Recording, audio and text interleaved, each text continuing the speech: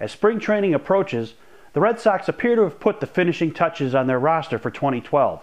So is this team good enough to make the playoffs as constructed right now? Hey everybody, it's Paulie. Welcome back to This Week in Red, where we're talking all things Red Sox and Major League Baseball. So the Red Sox front office has finally put the finishing touches on the roster for 2012, it appears. And it leads you to ask, is the Red Sox team as constructed good enough to be a playoff team in October? And right now, I would say that it's probably more yes than no. But some moves in the last couple of weeks have been interesting. You know, Marco Scutaro being traded to Colorado for a minor league pitcher with potential, Clayton Mortensen, was a curious move to some, but I'm not really worried about it all that much. You know, I never was a really big fan of Scutaro to begin with. And to me, you have the same kind of player still on the roster in Mike Aviles, who came over from Kansas City last year. I think he's going to get the majority of the work at shortstop, and I think if he has enough at-bats, you're going to see that he's going to be a pretty good hitter for them. I think he showed some signs last year when he came over in the trade from KC that he's got a good bat and that he can hit. He's not as great in the field as maybe Scutaro was, but Scutaro was by no means a gold glover, so I don't think the drop-off there will be too big.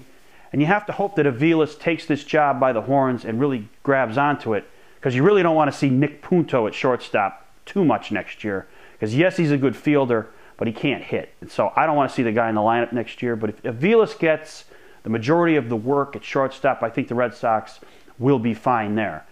The pitching staff's another story. You know, if anybody of John Lester, Josh Beckett, and Clay Buchholz gets hurt this season, the Red Sox are dead, because right now they don't have anybody in those 4 and 5 slots that are really proven. They're hoping either Carlos Silva, Vicente Padilla, or Aaron Cook.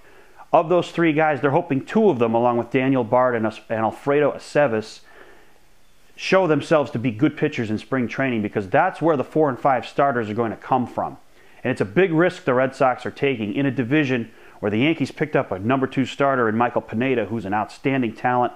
And of course you have the Tampa Bay Rays with that young pitching, outstanding for them as well. The Red Sox, to me, are the 3rd best team pitching-wise in the division. And if any of those 3 horses get hurt, they're sunk. But we'll have to see what happens. As for their lineup, I think the Red Sox lineup will be fine, despite the fact Carl Crawford had wrist surgery and is going to miss possibly the beginning of the season. You really hope and you would expect he's going to be a lot better than he was last year.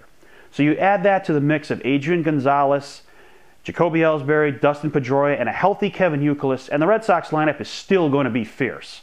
You add to that also that Jared Saltalamacchia at catcher is going to improve with another year under his belt, and Kelly Shopik's going to bring something to you from the right side of the plate as well. I think the Red Sox will be fine as far as scoring runs, but it's going to come down to the starting pitching. And the question will be, did they do enough in the offseason to make themselves a playoff team? So what do you guys think? Were you happy with the offseason of the Red Sox? And what do you think will happen with them this season? Are they good enough to be a playoff team? Thanks for watching. Don't forget to subscribe and tell all your friends about This Week in Red.